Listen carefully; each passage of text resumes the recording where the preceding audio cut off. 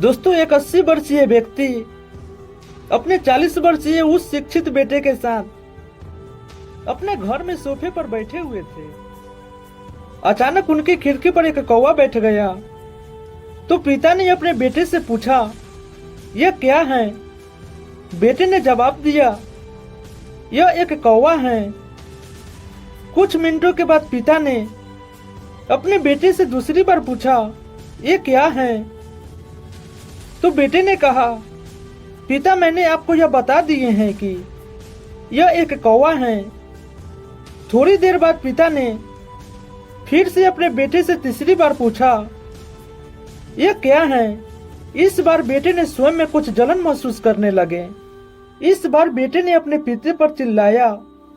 तब उसने पिता से सुलझाते हुए बोला, यह एक कौवा है। थोड़ी देर बाद पिता ने फिर से अपने बेटे से चौथी बार पूछा, यह क्या है? इस बार बेटे ने अपने पिता पर चिल्लाया, आप मुझसे बार बार एक ही सवाल क्यों पूछते हो? हालांकि मैंने आपको कई बार बता चुके हैं कि यह एक कौवा है। क्या आप इसे समझ नहीं पा रहे हैं? तो थोड़ी देर के लिए पिता अपने कमरे में गए और एक पुरानी डायरी लेकर वापस आए, जिसे उन्होंने अपने बेटे से जन्म के बाद से सभी बात उस डायरी में लिखे हुए थे।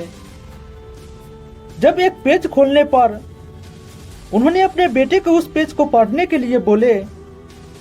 जब बेटे ने इसे पढ़ा तो निम्नलिखित शब्द इस डायरी में लिखे हुए थे, आज मेरे 3 साल का छोटा बेटा मेरे साथ सोफे पर बैठे हुए थे।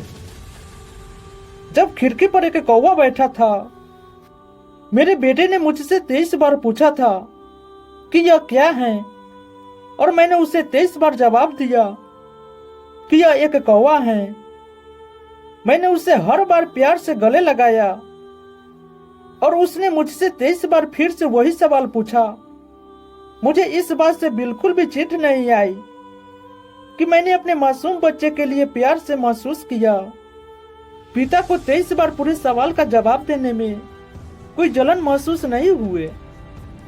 और आज जब पिता ने अपने बेटे से सिर्फ 4 सवाल पूछे तो बेटों के चिढ़ और गुस्सा महसूस होने लगे।